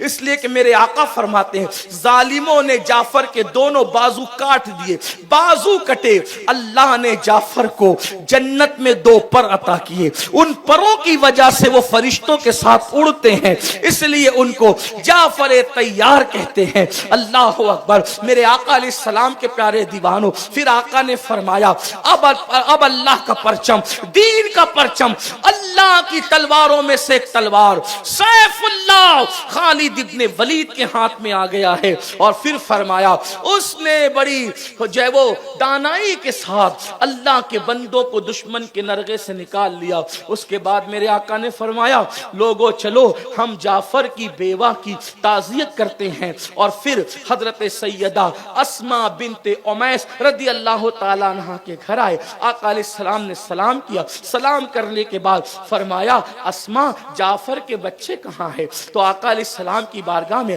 حضرت اسماء بنت امیس نے جعفر کے شہزادیوں کو پیش کیا، تو میرے آقا علیہ السلام نے ان کے سر پہ ہاتھ پھیرا، ان کو پیار کیا، تو حضرت اسماء پکار اٹھی یا رسول اللہ، اس طرح کا پیار تو یتیموں کے ساتھ کیا جاتا ہے، کیا جعفر کی شہادت کی خبر آ گئی ہے؟ کیا جعفر شہید ہو گئے ہیں؟ اللہ اکبر، میرے آقا نے فرمایا اسماء صبر کرو، جعفر کی شہادت کی خبر آ چکی ہے، جعفر شہید ہو چکے ہیں۔ اللہ اکبر، حضرت اسماء رو رو پڑی اور کہا ان بچوں کا، یتیموں کا کون ہے؟ تو میرے آقا نے فرمایا جعفر کے یتیم بچوں کا والی میں ہوں، ان کا نگہبان میں ہوں۔ اللہ اکبر، حضرت جعفر طیار کی شہادت پر سیدہ فاطمہ الزہرا بھی خوب روئی، بلکہ آقا علیہ السلام نے فرمایا جعفر کی شہادت پر رونے والے یوں روتے ہیں۔ پھر اس کے بعد یہ جنگ موتا تھی، اللہ اکبر، جو ملک شام میں رومیوں سے لڑی گئی، پھر اس کے بعد جنگوں کا ایک سلسلہ ہے، پھر اللہ رب العزت نے وہ دن دکھایا کہ مکہ فتح ہوا، اللہ کے رسول علیہ السلام کم و بیش 10,000 کا لشکر لے کر اب مکے کی طرف جاتے ہیں، اور مکہ المکرمہ فتح ہوتا ہے۔ رمضان المبارک کی 20 تاریخ تھی، فتح مکہ بھی تفصیل سے ہم بیان کر چکے ہیں۔ پھر مکہ فتح ہونے کے بعد اللہ کے رسول علیہ السلام پہلے حج کے لیے 9 ہجری میں سیدنا ابو بکر صدیق کو امیر الحج بنا کر کے، حاجیوں کا قائد بنا کر کے اور امیر الحج بنا کر کے بھیجتے ہیں۔ آپ اندازہ کریں، یہاں پر میں تھوڑا کچھ اشارہ دینا چاہتا ہوں، اس لیے کہ آج جو ہے پتہ نہیں کچھ لوگوں نے الگ الگ بحثیں چھیڑ رکھی ہے، اور خدا جانے ان بحثوں میں لوگوں کو کیا دلچسپی ہے۔ میرے آقا علیہ الصلوۃ والتسلیم کے پیارے دیوانوں، میں آپ سے ایک بات کہنا چاہتا ہوں۔ لوگ آج کہتے ہیں ہمارا موقف یہ ہونا چاہیے، ہمارا موقف یہ ہونا چاہیے، ہمارا موقف یہ ہونا چاہیے۔ میں نے کہا آج موقف کیوں طے ہو؟ ہمارے بزرگوں نے تو پہلے ہی موقف طے کر دیا ہے۔ جو موقف تھا غوث اعظم کا وہی موقف اپنا، وہ جو موقف تھا غریب نواز کا وہی موقف اپنا، جو موقف تھا مخدوم سمنا کا وہی موقف اپنا، جو موقف تھا حضرت بندہ نواز گیس دراز کا وہی موقف اپنا، جو موقف تھا سادات ماہرہ مطہرہ کا وہی موقف اپنا، جو موقف تھا مجدد الفسانی شیخ احمد سرہندی کا وہی موقف اپنا۔ کیا یہ اللہ کے رسول علیہ الصلوۃ والتسلیم اب جب فتح مکہ کے بعد تیاری فرما رہے ہیں دنیا سے جانے کی، کوچ کی تیاری فرما رہے ہیں، تو حضور علیہ السلام واضح طور پر حضور نے کوئی بات تو نہ فرمائی لیکن اشارے دے رہے ہیں۔ دیکھیے اللہ کے رسول علیہ السلام نے امیر الحج بنا کر اپنی غیر موجودگی میں جس کو بھیجا وہ ذات کس کی تھی؟ افضل البشر بعد الانبیاء بالتحقیق سیدنا ابا بکر صدیق کی ذات تھی۔ ان کو امیر الحج بنا کر بھیجا، یعنی اشارہ مل رہا ہے جہاں میں نہ جاؤں گا میری جگہ اپنا نائب بنا کر کس کو بھیجا؟ سیدنا صدیق اکبر کو۔ 9 ہجری میں آپ نے امیر الحج کی حیثیت سے جو ہے وہ حج ادا فرمایا اور مسلمانوں کے امیر کی حیثیت سے آپ نے لوگوں کو حج کرایا۔ سورہ توبہ کی آیتیں جو نازل ہوئی تو اللہ رب العزت کا فرمان تھا کہ یا آپ اس کو پڑھیں یا آپ کا کوئی خاندانی فرد اس کو پڑھے۔ اس طرح کی باتیں جو ہے وہ تفاسیر کے اندر موجود ہے۔ تو حضور علیہ السلام نے پھر ان آیتوں کو پڑھنے کے لیے حج کے موسم کے اندر مولائے کائنات کو بھیجا۔ یہ بھی مولائے کائنات کی خصوصیات میں سے ہے۔ اللہ اکبر۔ پھر اس کے بعد جب 10 ہجری آئی تو اللہ کے رسول علیہ السلام نے پھر اپنے صحابہ کو لے کر کے حج کیا۔ اس میں تمام ازواج مطہرات تھی۔ وہ حج کتنا خوبصورت تھا، ذرا اس حج کی طرف توجہ فرمائے۔ وہ حج کتنا خوبصورت تھا۔ نمبر 1، اس حج میں سارے صحابہ تھے، کوئی غیر صحابی نہ تھا۔ توجہ فرمائے۔ اللہ اکبر۔ قیامت تک میدان عرفات بھرا رہے گا، لیکن اب ایسا حج ہو سکے گا اس میں سب کے سب صحابہ ہیں۔ 1,24,000 یا 25,000 کم و بیش اصحاب رسول ہے۔ حضور کی تمام ازواج ہیں، حضور علیہ السلام کی شہزادی سیدہ مخدومہ کائنات فاطمۃ الزہرا ہے۔ اللہ اکبر۔ یعنی کتنا خوبصورت ہے وہ حج، اور ان سب کے قائد محمد الرسول اللہ صلی اللہ علیہ وسلم ہے۔ اس کو حجۃ الوداع بھی کہا جاتا ہے۔ اللہ کے رسول علیہ السلام نے منا میں عرفات میں کچھ خطبے دیے اور وہ خطبے کو عالمی منشور کی حیثیت سے دیکھا جاتا ہے۔ وہ خطبے اگرچہ مختصر تھے لیکن ان خطبوں کی بڑی شان ہے۔ اختصار کے ساتھ حضور علیہ السلام نے دنیا کو پیغام دیا کیا؟ اللہ وحدہ لا شریک ہے، اس کے علاوہ کوئی عبادت کے لائق نہیں ہے۔ حضور علیہ السلام نے دنیا کو پیغام دیا۔ آقا فرماتے ہیں اب عرب کی زمین پر کبھی شیطان کی عبادت نہ کی جائے گی۔ اللہ کے رسول نے پیغام دیا۔ خطبہ حجۃ الوداع کے اندر کیا پیغام دیا؟ آقا فرماتے ہیں میں سود کو باطل کرتا ہوں، سود حرام ہے، جس کا سود جس سے لینا ہے اس کو جو ہے وہ معاف کر دیا جائے۔ اللہ اکبر۔ جن کو دینا ہے ان کو روک دیا جائے۔ اس کے بعد فرمایا کوئی کالے پر کسی گورے کو، کسی گورے کو کسی گورے پر کسی کالے کو، کسی کالے کا کسی گورے کو، کسی پہ کوئی فضیلت حاصل نہیں سوائے تقوی کے۔ اس طرح کی باتیں فرمائی۔ اس کے بعد رشتہ داروں کے حقوق بتائے، صلہ رحمی بتائی، اور پھر میرے آقا علیہ الصلوۃ والتسلیم نے ایک بات جو فرمائی، آقا ارشاد فرماتے ہیں میں تم میں 2 بھاری چیزیں چھوڑ کر کے جا رہا ہوں۔ اسی خطبہ حجۃ الوداع کے اندر فرمایا اور دوسرے مقامات پر بھی فرمایا، ارشاد فرمایا میں تم میں 2 بھاری چیزیں چھوڑے جا رہا ہوں، جب تک تم اس کا دامن پکڑے رہو گے تم کبھی گمراہ نہیں ہو سکو گے۔ اور پھر میرے آقا نے فرمایا پہلی چیز اللہ کی کتاب ہے اور دوسری چیز میری اہل بیت ہے، اس کا دامن مضبوطی سے پکڑے رہنا۔ اور اللہ کے رسول صلی اللہ علیہ وآلہ وسلم جب حجۃ الوداع سے لوٹنے لگے تو غدیر خم کے موقع پر ایک حوض تھا، وہاں اللہ کے حبیب صلی اللہ علیہ وآلہ وسلم نے صحابہ کو ارشاد فرمایا اللہ اکبر کہ ممبر لگایا جائے. آقا کریم صلی اللہ علیہ وآلہ وسلم کے لیے ممبر لگایا گیا اور غدیر خم میں آقا کریم نے سارے اصحاب کو جو ہے وہ جمع فرمایا اور جمع فرما کر حضور علیہ السلام نے فرمایا کیا میں تم سب کی جان کا مالک نہیں ہوں؟ آقا علیہ السلام نے فرمایا کیا میں تم سب کی جان کا مالک نہیں ہوں؟ اور سارے صحابہ نے کہا قالوا بلا یا رسول اللہ، یا رسول اللہ بالکل آپ ہماری جانوں کے مالک ہیں. اللہ کے حبیب صلی اللہ علیہ وسلم نے پھر مولا علی کا ہاتھ پکڑا اور ہاتھ پکڑ کر ہاتھ اٹھا کر کے ارشاد فرمایا لوگوں تو سن لو من کنت مولا ہوں فہذا علی مولا، کہ جس کا میں مولا ہوں اس کا علی مولا ہے. اللہ کے رسول علیہ السلام نے صرف زبانی نہیں فرمایا بلکہ حسنین کے بابا کا ہاتھ اٹھا کر کے فرمایا جس کا میں مولا ہوں اس کا علی مولا ہے. اور پھر فرمایا اللہم والی من والاہ وعاد من عاداہ، اے اللہ جو علی سے محبت کرے تو اس کو اپنا محبوب بنا لے اور جو علی سے دشمنی کرے تو اس کو اپنا دشمن بنا. سبحان اللہ. نعرہ حیدری، نعرہ حیدری. سبحان اللہ. محض چشمے تصور سے ہم دیکھتے ہیں یا رسول اللہ ہمارے لیے تو آپ کی بات یوں بھی کہتے تو دلیل ہے کہ علی میں جس کا مولا علی اس کے مولا، لیکن حضور علیہ السلام نے زبانی نہیں کہا، علی کو اپنے بازو میں برابر کھڑے کر کے ہاتھ اٹھا کے کہا جس کا میں مولا ہوں اس کا علی مولا ہے. وجہ کیا تھی؟ تو تصورات میں ہمارے دماغ کو یوں پتا چلتا ہے، بزرگوں کی روحانیت سے یہ بات پتا چلتی ہے کیونکہ علی کے دشمن بعد میں آنے والے تھے تو ممکن ہے کوئی خارجی ناس بھی کہتا یہ علی نہیں، مجمع میں کوئی دوسرا علی بھی تو ہو سکتا ہے، اس لیے کہ ایک نام کے کئی بھی ہوتے ہیں. اور اللہ اکبر لوگ کہتے چلو بابا کا نام بھی لے لیا جاتا.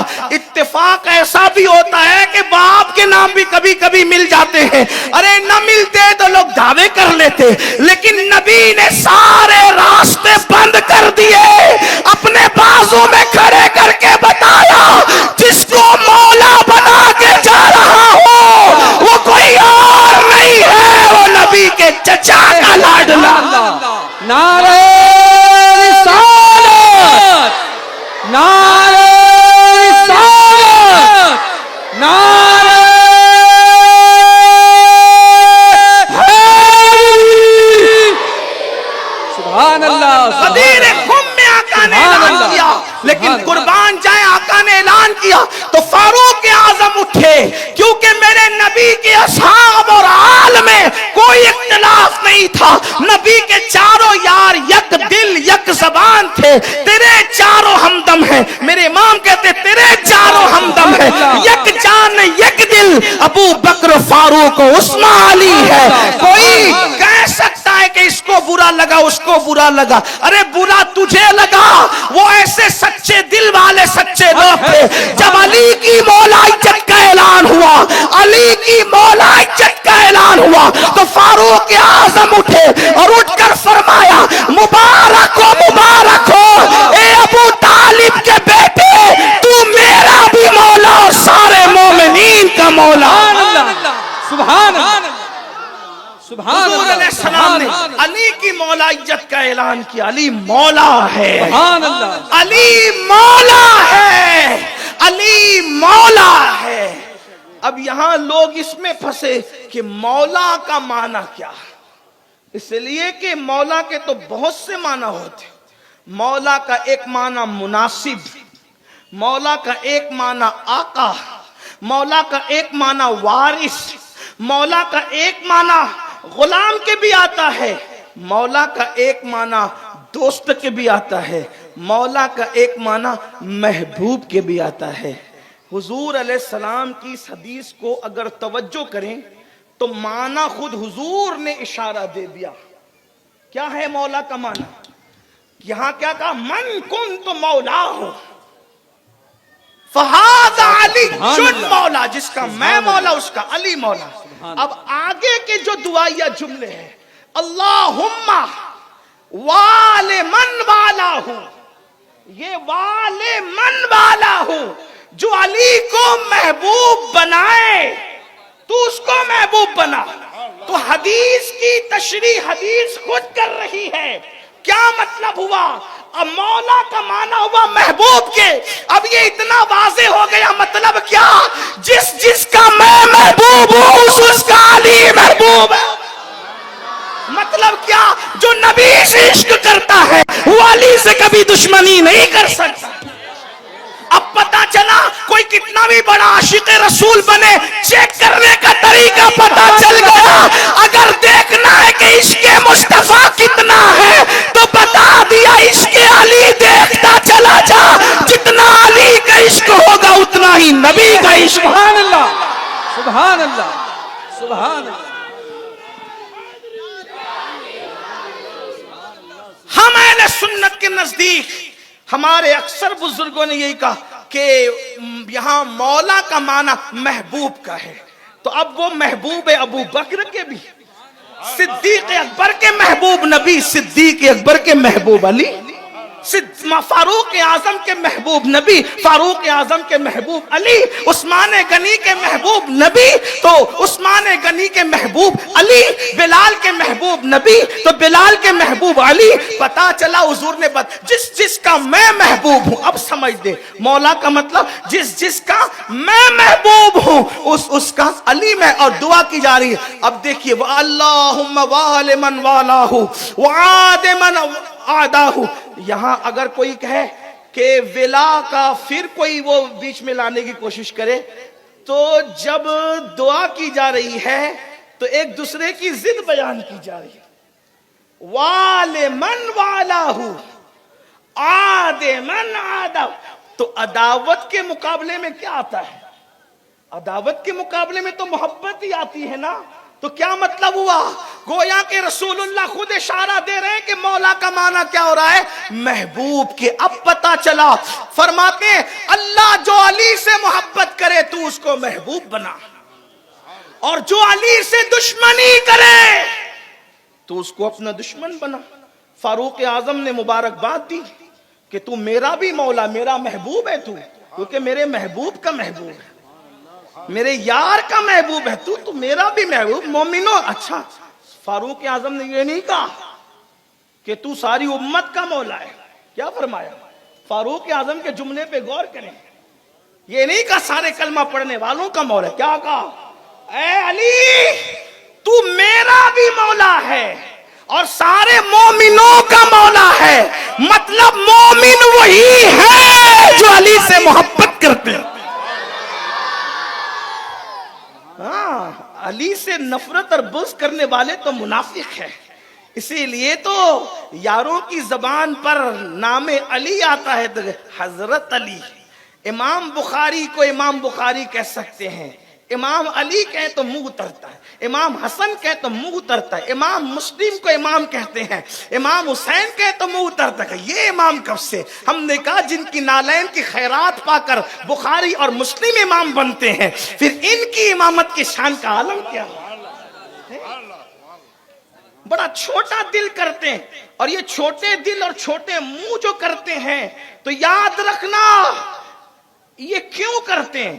اگر امین القادری کہے تو بدنام ہوتا ہے. صحابی رسول ابو سعید خدری سے پوچھیں، اے صحابی رسول ابو سعید خدری، یہ ان کے منہ علی کے نام پہ چھوٹے کیوں ہوتے ہیں؟ تو حضرت ابو سعید خدری کہتے ہیں جب فتنے رونما ہوئے اور فتنوں کا دور آیا اور ہم لوگوں کو خوف ہوتا کہ مجمع میں اپنے آئے یا بیگانہ ہے، تو ہم چیک کرنے کے لیے مومن اور منافق کو ذکر علی کرتے، علی علی علی علی کرتے. علی کا نام سن کر جن کا چہرہ کھل جاتا سمجھتے مومن ہے، جن کے منہ اتر جاتے سمجھتے منافق ہے. کس کا مسلک ہے؟ صحابہ کا مسلک، ابو سعید خدری کے. اور اس حدیث کو امام شبلنجی لکھ رہے ہیں، اور بھی ائمہ نے لکھا، کثرت سے لکھا. کیا کہ ذکر علی کر کے مومن اور منافق میں پہچان کرتے ہیں. اس لیے نعرہ حیدری لگایا کرو تو تھوڑا دائیں بائیں دیکھ لیا کرو. ہاں کہ کس کے منہ کھل رہے ہیں گلاب کی طرح اور کن کے چہرے اتر رہے ہیں. مولا مشکل کشا کی موت. تو اب پتا چلا محبوب ہے علی سب کے. اور فاروق اعظم نے کہا کہ تو میرا بھی مولا ہے اور سارے مومنوں کا مولا ہے. یعنی ہر کلمہ پڑھنے والا تو مومن نہیں ہوتا نا, کیونکہ مدینہ منورہ میں بھی کچھ منافقون, پوری سورہ منافقون اتری, آپ پڑھ لیں اس کو دیکھیں, اس طرف جائیں. ہمارے یہاں علی سے بھی بے پناہ پیار ہے, مولا علی سے, اور صدیق اکبر سے بھی بے پناہ پیار ہے. کیوں؟ اس لیے کہ ہمارے پاس ہاتھ ہی دو اس لیے ہیں. ایک ہاتھ میں دامن اصحاب ہے, ایک ہاتھ میں دامن اہل البیت ہے. اہل سنت کا ہے بیڑا پار, اصحاب حضور نجم ہے اور ناؤ ہے اطرت رسول اللہ. ایک کو ہضم ہی نہیں ہوا, ایک کو ہضم نہیں ہوا. حضور علیہ السلام کے پاس آیا ہوا, حضور علیہ السلام کے پاس آ کے کہنے لگا کہ ہم نے آپ کو مانا, آپ کے لیے کافی نہ تھا. ایک بدبخت کہہ پڑا ہم نے آپ کو مانا, کہ زبان دیکھیں اس کی, آپ کو مانا آپ کے لیے کافی نہ تھا, اب آپ نے علی کو بھی ہم پہ مسلط کر دیا. اللہ کے رسول علیہ السلام نے فرمایا میں نے مسلط نہیں کیا, میں بطور مفہوم پیش کر رہا ہوں, یہ میرے اللہ کا حکم ہے, میں نے اللہ کے حکم سے کہا, میں نے اللہ کے حکم سے کہا. وہ وہاں سے نکلا اور نکلنے کے بعد اس نے آسمان کی طرف دیکھا اور آسمان کی طرف دیکھ کر کہا اگر تیرے محبوب وہ کہہ رہے ہیں اور علی کی مولائیت کے بارے میں اور سچ کہہ رہے ہیں تو پھر تو ایسا عذاب بھیج, ایسا عذاب بھیج جس کو میں دیکھوں اور مجھ پر عذاب نازل کر. اتنا کہنا تھا, آسمان سے پتھر گرا سر پہ اور سر کو چیرتے ہوئے پاخانے کے مقام سے نکل گیا. یعنی کہ جس نے وہاں بھی مولا نہیں مانا علی کو, اس کی قسمت میں اس وقت بھی پتھر تھا, اور جو آج بھی نہ مانے اس کے مقدر میں آج بھی پتھر ہے. ان کو پتھر کے سوا کچھ نہیں ہے. یہ مولا کائنات کی شان. لیکن یاد رکھنا مولا کا مطلب ہمارے بزرگوں نے جو بیان کیا, مطلب محبوب. علی محبوب ہیں تمام صحابہ کے, علی محبوب ہے تمام اہل بیت کے, علی محبوب ہیں تمام مومنین. اسی لیے اللہ کے رسول علیہ السلام نے فرمایا اے علی تجھ سے صرف مومن محبت کرے گا, منافق تجھ سے محبت نہیں کرے گا. منافق کا کام ہی نہیں ہے محبت کرنا. بلکہ میرا ایک جملہ لوگوں کو کافی تکلیف پہنچاتا ہے, تھوڑا سا زخم قرید کر کے پھر آگے بڑھوں. میں نے کہا علی سے محبت کے لیے تو مومن ہونا ضروری ہے, علی سے محبت کے لیے مومن ہونا ضروری ہے. ہم عاشقوں کے عقیدے میں تو یہ ہے کہ علی سے محبت صرف حلالی کرتے ہیں.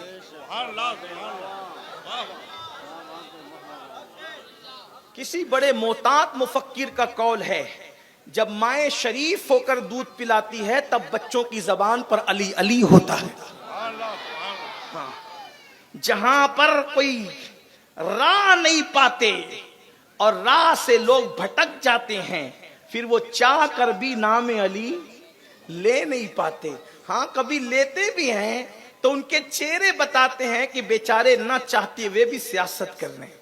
لیکن ایک بات آپ سے اور عرض کروں, بات کو آگے اختتام کی طرف لے جاتے ہوئے, کبھی کبھی لوگ مولا علی اور اہل البیت کا نام لے کر بھی سیاست کرتے. اب ان کو کیسے پہچانے کہ کون سیاست کر رہا ہے؟ تو یاد رکھنا جو اہل البیت کا ذکر کرتے کرتے اصحاب کے لیے ہلکے جملے کہیں, اصحاب کی شان میں توہین کریں, اصحاب کی شان میں بے ادبی کریں, سمجھ جانا کہ یہ علی کے نام پہ سیاست کر رہا ہے. ورنہ جس دل میں علی ہوں گے اس دل میں صدیق اکبر کا بغض کبھی نہیں ہو سکتا, اس دل میں فاروق اعظم کا بغض کبھی نہیں ہو سکتا, اس دل میں عثمان غنی کا بغض کبھی نہیں ہو سکتا. تو میں نے غدیر خم کے موقع پر اللہ کے رسول صلی اللہ علیہ وآلہ وسلم نے جو اعلان فرمایا وہ میں نے آپ کے سامنے پیش کیا. پھر اللہ کے رسول علیہ السلام حج سے واپس تشریف لے گئے. ماہ محرم کا مہینہ بہت اچھے سے گزرا اور سفر کا جب آخری ہفتہ آیا تو اللہ کے رسول صلی اللہ علیہ وآلہ وسلم کی طبیعت میں علالت شروع ہوئی۔ روایتوں میں آتا ہے کہ آخری ہفتے میں سفر المظفر کے اللہ کے رسول علیہ السلام کے سر میں درد ہوا، اور اس کیفیت میں اللہ کے رسول علیہ السلام جنت البقیع جو مدینہ منورہ کا قبرستان ہے وہاں تشریف لے گئے، اور جب وہاں تشریف لے گئے تو میرے آقا صلی اللہ علیہ وآلہ وسلم نے بہت دعا کی۔ ساتھ جانے والے صحابی کہتے ہیں حضور نے اتنی دعا کی، اتنی دعا کی، اتنی دعا کی، اتنی دیر تک ان کے لیے، بقیع والوں کے لیے دعا کی۔ وہ صحابی کہتے ہیں میں تمنا کر رہا تھا کہ میں بھی اس میں دفن ہوتا تاکہ حضور کی دعا میں میرا بھی حصہ ہوتا۔ اتنی دیر تک دعا فرمائی، اور جب درمیان میں یوں بھی ہوا کہ جب آیہ کریمہ نازل ہوئی الیوم اکملت لکم دینکم واتممت علیکم نعمتی وردیت لکم الاسلام دینا، اللہ پاک فرماتا ہے محبوب ہم نے تمہارے لیے تمہارا دین مکمل کر دیا، اور اللہ دین اسلام دے کر تم سے راضی ہو گیا۔ اللہ کے رسول علیہ السلام پہ جب یہ آیت نازل ہوئی تو اللہ کے حبیب علیہ الصلوۃ والتسلیم نے صحابہ سے فرمایا لوگو، اللہ نے اپنے ایک بندے کو یہ اختیار دیا، اللہ نے اپنے بندے کو یہ اختیار دیا، چاہے وہ زمین پر رہے چاہے وہ رفیق اعلیٰ سے ملاقات کرے۔ جب یہ بات سنی تو صدیق اکبر رو پڑے۔ یاد رکھنا اللہ کے رسول سے جس کو جتنا تقرب ہوتا ہے حضور کی باتیں اس کو اتنی زیادہ سمجھ میں آتی ہے، یہ بات اچھی طرح ذہن میں ہونی چاہیے۔ اللہ اکبر۔ جس وقت تو آقا نے فرمایا صدیق اکبر کی آنکھوں میں آنسو، داڑھی آنسوؤں سے تر، ہچکیاں لے لے کر کے رو رہے ہیں، تو حضرت فاروق اعظم نے ایک سخت جملہ فرمایا کہ ان کو کیا ہو گیا؟ انہوں نے دوسرا جملہ کہا، میں صرف اس کو میں مفہوم کے طور پر جو ہے وہ پڑھ کر آگے گزرنا چاہتا ہوں، اصل جملہ دوسرا ہے۔ انہوں نے غصے میں کہا ان کو کیا ہو گیا؟ حضور علیہ السلام اتنی اچھی بات کر رہے ہیں، کیا پیاری بات کر رہے ہیں کہ اللہ نے بندے کو اختیار دیا کہ وہ دنیا میں رہے یا رفیق اعلیٰ سے ملے، تو اس نے رفیق اعلیٰ سے ملنا پسند کیا۔ فاروق اعظم نے جب کہا تو صدیق اکبر نے کہا عمر، جس کو موت و حیات کا اختیار ملے وہ اللہ کے رسول کے سوا اور کون ہو سکتا ہے؟ محبوب کبریا کے سوا اور کون ہو سکتا ہے؟ اے عمر، جلد ہی اب یہ چہرہ نظروں سے اوجھل ہونے والا ہے، جلد اب یہ چہرہ نگاہوں سے اوجھل ہوگا، اب یہ چہرہ نظر نہیں آئے گا۔ حجۃ الوداع کے موقع پر کئی اشارے دی اللہ کے رسول علیہ السلام نے کہ میں شاید آئندہ سال تم مجھے نہ پا سکو، اور پھر بار بار حضور علیہ السلام ایک بات کرتے رہے، اذکرکم اللہ فی اہل بیتی، اذکرکم اللہ فی اہل بیت، میری اہل بیت کے بارے میں اللہ سے ڈرتے رہنا، میری اہل بیت کے بارے میں اللہ سے ڈرتے رہنا۔ حضور واضح اشارے کرنے کربلا کے فرما رہے میرے بعد اللہ میری اہل بیت کے بارے میں تم کو آزمائے گا کہ تم میرے بعد میری اہل بیت کے ساتھ سلوک کیا کرتے ہو۔ اور پھر اللہ کے حبیب علیہ السلام سفر المظفر کہ آخری ہفتے میں جو ہے وہ علیل ہوئے، اور جب بیماری بڑھتی گئی تو اللہ کے حبیب علیہ الصلوۃ والتسلیم نے امہات المومنین سے اجازت لے کر سیدہ طیبہ طاہرہ عائشہ صدیقہ رضی اللہ تعالی عنہا کے حجرے میں قیام فرمانا گوارا کیا۔ اللہ اکبر۔ پھر آقا کریم صلی اللہ علیہ وآلہ وسلم حجرے رسول میں رہے، تقریباً 15 دن یا 16 دن تسلسل کے ساتھ اللہ کے رسول پر جو ہے وہ بیماری رہی اور مرض وصال میں رہے۔ صحابہ کہتے ہیں اتنا بخار تھا کہ اگر ہاتھ رکھتے تھے تو ہاتھ کے اندر اتنی طاقت نہیں تھی کہ اس بخار کو برداشت ہم کر سکیں۔ ہم کہتے ہیں یا رسول اللہ آپ کو اتنا بخار، آپ کو اتنا بخار؟ تو اللہ کے حبیب علیہ السلام فرماتے ہیں کہ انبیاء کرام پر آزمائش لوگوں سے زیادہ ہوتی ہے، جو اللہ کا جتنا مقرب ہوتا ہے اس کو آزمائش اتنی زیادہ ہوتی ہے۔ حضرت ام المومنین عائشہ صدیقہ فرماتی ہیں کہ بخار کی تپش اور حرارت اتنی تھی کہ ہم لوگ چادر گیلی کر کے رسول اللہ کے جسم اطہر پہ ڈالتے اور تھوڑی دیر میں وہ سوکھ جاتی۔ حضور علیہ الصلوۃ والتسلیم پانی کے کٹورے میں ہاتھ ڈال کر چہرے پہ ملتے اور فرماتے موت کی سختی ہے، موت سخت ہے۔ اللہ کے حبیب علیہ السلام یہ فرماتے، اور پھر ان 15 دنوں میں یا 16 دنوں کے اندر اللہ کے حبیب علیہ السلام جب مسجد نہیں گئے تو اللہ کے حبیب علیہ السلام نے پھر اشارہ دیا۔ دیکھو حج کے لیے کس کا انتخاب کیا؟ امیر الحج کے لیے صدیق اکبر کا۔ اب نماز کی باری آئی تو آقا علیہ السلام فرماتے ہیں کہ جاؤ اور ابو بکر سے کہہ دو کہ وہ میرے مصلی مسلح پر نماز پڑھائے. دیکھو یہ کتنا واضح اشارہ ہے. پوری امت اس بات کو جانتی ہے کہ اللہ کے رسول علیہ الصلوۃ والتسلیم کے مرض وصال میں سیدنا صدیق اکبر کا نام لے کر آقا نے فرمایا کہ ابو بکر کو کہو کہ وہ نماز پڑھائے. یہاں پر یہ جو قصے گڑے جاتے ہیں کہ حق غصب کیا اور یہ کیا وہ کیا، میں لوگوں کو کہتا ہوں اللہ کی بارگاہ میں مر کے تمہیں منہ دکھانا ہے. جن لوگوں نے غلاموں کے حق نہیں مارے وہ اپنی آقا زادیوں کا حق کیسے مار سکتے ہیں؟ وہ اپنی آقا کے شہزادوں کا حق کیسے مار سکتے ہیں؟ وہ اپنی آقا کے اہل البیت کا حق کیسے مار سکتے ہیں؟ اللہ اکبر. فاروق اعظم جیسے لوگوں کے لیے کہا جاتا ہے کہ انہوں نے حق مارا. نادان. پھر تم ہی لوگ بیان کرتے اور لکھتے ہو کہ اپنی اونٹنی پہ غلام کو بٹھایا. تو جو اپنی اونٹنی پر غلام کو بٹھا کے لے جائے، جو غلام کا اتنا خیال کرے، تو نبی کے گھر کے شہزادوں کا کتنا خیال ہوگا، نبی کے گھر والوں کا کتنا خیال ہوگا. اس لیے میں اپنی قوم کے جوانوں سے کہتا ہوں کسی کے بہکاوے میں آنے کی ضرورت نہیں ہے. ہمارا موقف آج کا نہیں، ہمارا موقف 1450 سال پرانا موقف ہے کہ رسول اللہ کی خلافت الگ ترتیب ہے، اور سارے صحابہ جو ہے میرے آقا علیہ الصلوۃ والتسلیم کے وہ عادل ہیں، اور اللہ رب العزت نے ان کو چنا ہے اپنے محبوب صلی اللہ علیہ وآلہ وسلم کے لیے. لوگ کہتے ہیں ایسے تھے ویسے تھے. میں نے کہا پوری زندگی روتا رہتا ہے، خواب میں رسول اللہ کا دیدار نہیں ہوتا.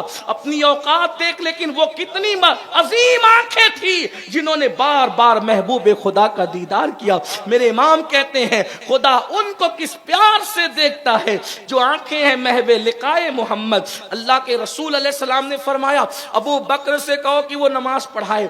لیکن لوگ یہاں پر آئیے یہ بات اپنی اہل سنت کی کتاب سے آپ کو بتاؤں، صحاح میں موجود ہے. ام المومنین سیدہ عائشہ صدیقہ بول پڑی یا رسول اللہ میرے ابا جی رقیق القلب ہے، نرم دل انسان ہے، وہ آپ کے مصلی پر نہیں کھڑے ہو سکتے، نہیں کھڑے ہو پائیں گے. تو اللہ کے رسول علیہ السلام نے فرمایا اے عورتوں تم یوسف علیہ السلام کے زمانے کی عورتوں کی طرح ہو. اور پھر فرمایا ابو بکر سے کہو کہ وہ میں یہ نماز پڑھائے میرے مصلی پر. اور جب پہلی نماز کے لیے صدیق اکبر رضی اللہ تعالیٰ نے آگے بڑھے اور مصلی رسول کو خالی دیکھا، یارو وہ بڑے وفادار لوگ تھے، سچے لوگ تھے. اللہ اکبر. رو پڑے، ہچکیاں بن گئی. صدیق کو روتے دیکھا، پوری مسجد رو پڑی. آقا نے پوچھا کیا ہو رہا ہے؟ سیدہ فاطمہ الزہرا نے عرض کی بابا جان آپ کو غیر موجود پا کر آپ کے اصحاب رو رہے ہیں، آنسو بہا رہے ہیں. حضور علیہ الصلوۃ والتسلیم حضرت فضل اور مولا علی کا سہارا لے کر کے دونوں کے کندھے پہ ہاتھ رکھ کے حضور نے پردہ ہٹایا اور پھر اپنے رخ زیبا کی زیارت کرائی. کم و بیش 16 دن تک یا 15 دن تک صدیق اکبر نے امامت کی. اس درمیان میں ایک واقعہ اور ہوا جس سے سیدنا صدیق اکبر کی خلافت پر مزید واضح اشارہ ہوتا ہے. یعنی یوں ہی ایسے نہیں پیش کر دیا گیا صدیق اکبر کو مسلح. ایک بار صدیق اکبر سے تاخیر ہو گئی تو فاروق اعظم مسلح پر آئے اور ان کی آواز صدیق اکبر کی آواز سے اونچی تھی. تو فاروق اعظم نے کہا صفے سیدھی کرو، صفے سیدھی کرو. تو حضور نے فرمایا یہ کس کی آواز ہے؟ ابو بکر کی آواز نہیں ہے. کس کی آواز آ رہی ہے؟ تو کہا یا رسول اللہ یہ عمر کی آواز ہے. حضور نے فرمایا لا واللہ لا واللہ، اللہ کی قسم نہیں نہیں نہیں. فرمایا عمر کو پیچھے کرو، جب تک میری امت میں ابو بکر ہے امامت ان کے سوا کوئی نہیں کر سکتا. یہ ہے صدیق. سبحان اللہ سبحان اللہ. نعرہ تکبیر، نعرہ رسالت، حضور امین ملت، علماء اہل سنت. صدیق اکبر کو اس طرح حضور علیہ. اسی لیے جب مولا علی سے کسی نے کہا خلافت کی بات تو مولا علی نے فرمایا حضور علیہ السلام اچانک دنیا سے نہیں گئے، 15-16 دن تک حضور علی رہے اور میں موجود تھا. میری موجودگی کے باوجود اللہ کے رسول علیہ الصلوۃ والتسلیم نے ابو بکر کو مصلی امامت پہ کھڑا کیا. مولا علی کا موقف سن لو خلافت صدیق کے بارے میں. اگر علی کے وفادار ہو تو صدیق اکبر کے لیے بغض کا مطلب کیا ہے؟ صحابہ کے لیے بغض کا مطلب کیا ہے؟ مولا علی فرماتے ہیں اللہ کے رسول نے اپنے مصلی پر ابو بکر کو کھڑا کیا تو رسول اللہ نے جس کو ہمارے دین کے لیے چن لیا ہم نے اپنی دنیا کے لیے اس کو چن لیا. جب مولا کائنات یہ فرما رہے ہیں تو بعد میں پھر بیچ میں کسی کو اور بات کرنے کی کیا حاجت ہے؟ تو بہرحال حضور علیہ الصلوۃ والتسلیم کی علالت بڑی، اور پھر ایک وقت وہ آیا کہ اللہ کے رسول علیہ السلام نے فرمایا کہ بلال جاؤ اور جا کر مدینے کی گلیوں میں اعلان کر دو آج اللہ کے رسول آخری خطبہ دیں گے، اللہ کے رسول علیہ السلام آج آخری خطبہ دیں گے۔ ہائے ہائے ہائے، جب یہ بات بلال نے سنی، حضرت بلال سے کہا جا رہا ہے دیکھو تو صحیح، آخری خطبہ، حضور کا آخری خطبہ، حضور آخری خطبہ بلال نے سنا، میں ہچکیاں بن گئی، حضور آخری خطبہ، ہاں بلال جاؤ اعلان کر دو مدینے کی گلیوں میں۔ جس نے سنا اپنے بیگانے نے رو پڑے، لوگ دل پکڑ لیے، کام چھوڑ کے مسجد میں آئے۔ اللہ کے رسول علیہ السلام نے پھر حضرت مولا کائنات کا کندھا ایک طرف سے اور ایک طرف سے حضرت عباس کا کندھا تھاما، اور تھام کر کے جو ہے وہ تشریف لائے، اور آنے کے بعد منبر پہ بیٹھ گئے، اور پھر اس کے بعد آقا علیہ السلام نے بار بار فرمایا، آقا فرماتے ہیں کسی کا حق مجھ پہ باقی ہے لے لو، کسی کا قرض ہے لے لو، کسی کا جو ہے لے لو۔ میں اللہ کے یہاں اس حالت میں جانا چاہتا ہوں کہ کسی کا کوئی بوجھ مجھ پر نہ، یہاں دینا آسان وہاں دینا مشکل۔ بہت بار بار واسطے دیے، ایک صاحب کھڑے ہوئے، عرض کی یا رسول اللہ صلی اللہ علیہ وسلم 4 درہم میرے قرض نکلتے ہیں آپ پر۔ اگر میں بولنا نہیں چاہتا تھا، لیکن چونکہ آقا علیہ السلام میرے آقا، آپ نے بار بار کہا اور قسم دے کر کہا میرے 4، آقا فرماتے ہیں یاد ہے وہ 4 درہم کائے کے تھے؟ عرض کی یا رسول اللہ ایک سائل اور بھکاری آیا تھا اور آپ نے فرمایا تھا اس وقت میرے پاس نہیں ہے، بظاہر تم دے دو ہم تمہیں لوٹا دیں گے، اور پھر میں نے حضور طلب نہیں کیا۔ اللہ کے رسول علیہ السلام نے فرمایا ٹھیک ہے، حضرت عباس نے جو ہے وہ رقم ادا فرما دی، یہ لو۔ پھر پوچھا اور کسی کا کچھ ہے، اور کسی کا کچھ ہے، کسی کا کچھ نہ تھا۔ پھر میرے آقا نے فرمایا اے میرے صحابہ بتاؤ اللہ نے مجھے جو دین لے کر کے بھیجا تھا کیا وہ دین کا پورا پیغام میں پہنچا چکا؟ میں نے پورا دین پہنچا دیا، میں نے کوئی کوتاہی تو نہیں کی؟ صحابہ گھٹنوں کے بل کھڑے ہو گئے، آواز بلند ہوئی یا رسول اللہ ہم گواہی دیتے ہیں آپ نے اللہ کا دین ہم تک پہنچایا، کچھ نہیں چھپایا۔ حضور علیہ السلام نے ہاتھ اٹھا، اللہ یہ گواہی دیتے ہیں تو بھی گواہ رہنا کہ تو نے مجھ پہ جو نازل کیا میں نے من وان ان کو پہنچا دیا، یہ گواہی دیتے ہیں تو گواہ رہنا۔ حضور گواہی لے رہے ہیں، کیوں؟ اے لوگو دین میں نے تم تک پہنچایا، جیسا کہ مجھے اللہ نے دیا میں نے تم تک پہنچایا۔ اب مطلب کیا؟ تم کو میں نے دیا، تم آنے والوں کو ویسے ہی دینا، ان کو میں تم نے دیا، پھر وہ اگلے، پھر وہ اگلے، پھر وہ، یعنی قیامت تک یہ دین پہنچانے کا سلسلہ چلتا رہے تاکہ دین کبھی ختم نہ ہو۔ آپ سے پوچھتا ہوں مرنے سے پہلے اس پوزیشن میں ہو؟ مرنے سے پہلے اس پوزیشن میں ہو کہ رسول اللہ نے صحابہ کو، صحابہ نے تابعین کو، تابعین نے تبع تابعین کو، تبع تابعین نے مجتہدین کو، مجتہدین نے اولیاء کاملین کو، اولیاء نے، اور ہمارے مرشدوں کو جو دین ہمیں دیا وہ ہم نے اپنے بچوں کو وہ دین دیا ہے اس پوزیشن میں؟ کتنے باپ ہیں جو یہ کہہ سکتے ہیں کہ میرے بیٹے کو 5 کلمے میں نے سکھائے، ایمان مجمل ایمان مفصل میں نے سکھائے، نماز پڑھنا میں نے سکھایا، وضو کرنا میں نے سکھایا، عقائد میں نے سکھائے، فرض علوم میں نے سکھایا۔ شریعت میں ہے کتنے لوگ حضور علیہ السلام یہ ذمہ داری کا احساس دلا رہے، اے اللہ یہ گواہی دیتے تو بھی گواہ ہو جا میں نے دین فگاں بلند بھی۔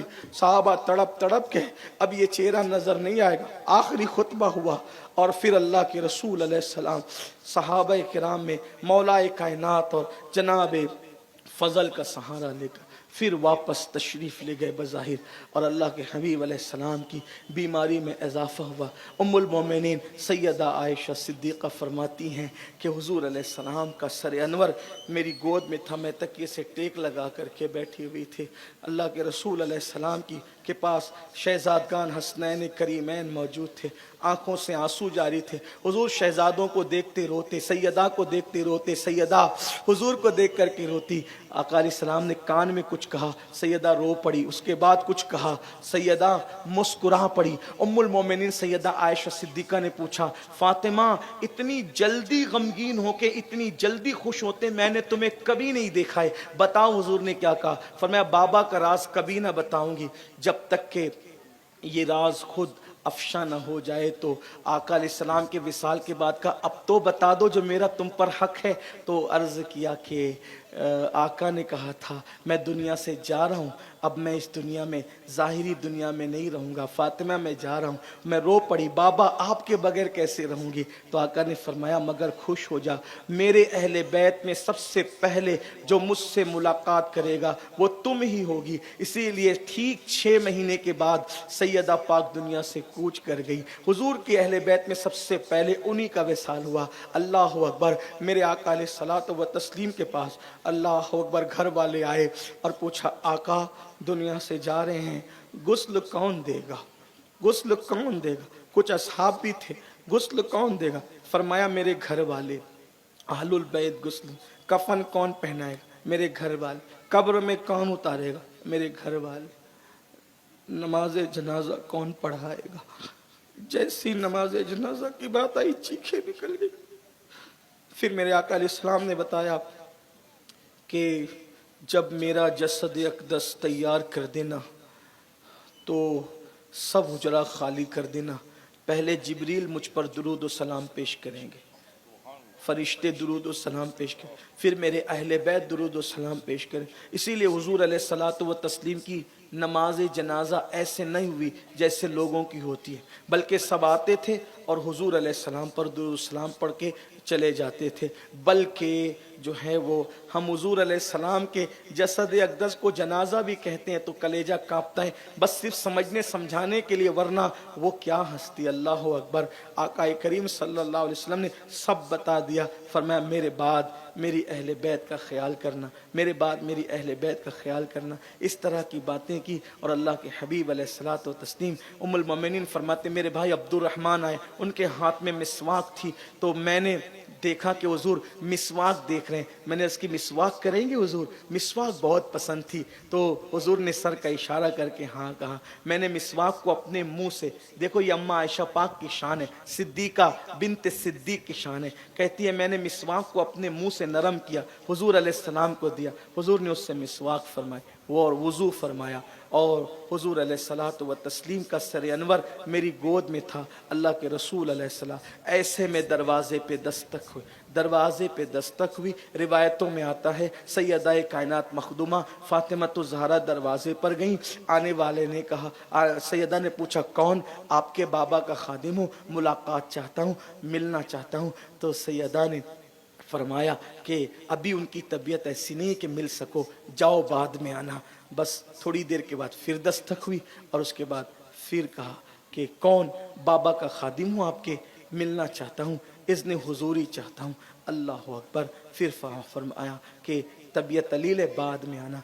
तीसरी बार थोड़ी देर के बाद फिर दस्तक। आका ने फरमाया, फातिमा आने दो, वो कोई आम खादिम नहीं है, वो हजरते मलकुल मौत है, इज़राइल है। बेटी इससे पहले किसी से इजाज़त नहीं ली और इसके बाद भी किसी से इजाज़त नहीं लेंगे। आने दे, ये वो है जो बच्चों को बाप से जुदा, बाप को बच्चों से जुदा, बीवी को शौहर से, शौहर को बीवी से, यही आबादियों को वीराने में तब्दील करता है। बेटी आने दे और रफ़ीक़ आला की तरफ जाने दे। हज़रत मलकुल मौत बारगाह रिसालत में मौजूद थे। जिब्रील अमीन आए, अर्ज़ की, या रसूल अल्लाह, अब भी अगर आप चाहें तो अल्लाह पाक ये सब बीमारी दूर फरमा दे, और आप रफ़ीक़ आला की तरफ अगर चलना चाहें तो आपकी मर्जी है, और अगर आप रहना चाहें तो अब भी बीमारी दूर हो सकती है। आका करीम सल्लल्लाहु अलैहि वसल्लम ने फरमाया, जिब्रील मैंने रफ़ीक़ आला की तरफ जाने का फ़ैसला कर लिया है। अल्लाह अकबर। फिर उसके बाद हज़रत इज़राइल ने अर्ज़ की, हुज़ूर इजाज़त हो, हुज़ूर इजाज़त हो तो रूह अनवर को जो है वो जिस्म अक़दस से निकाल लिया जाए। और फिर वो वक्त भी दुनिया ने देखा कि रूह कायनात की रूह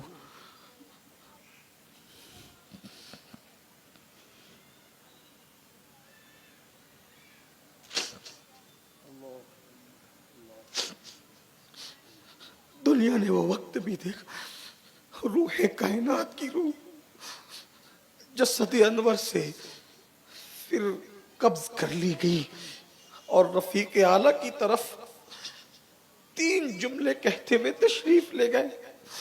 ایک جملہ یہ تھا، اپنی بیویوں کا خادم اور غلاموں کا خیال کرنا، بیویوں کا خادم اور غلاموں کا خیال کرنا۔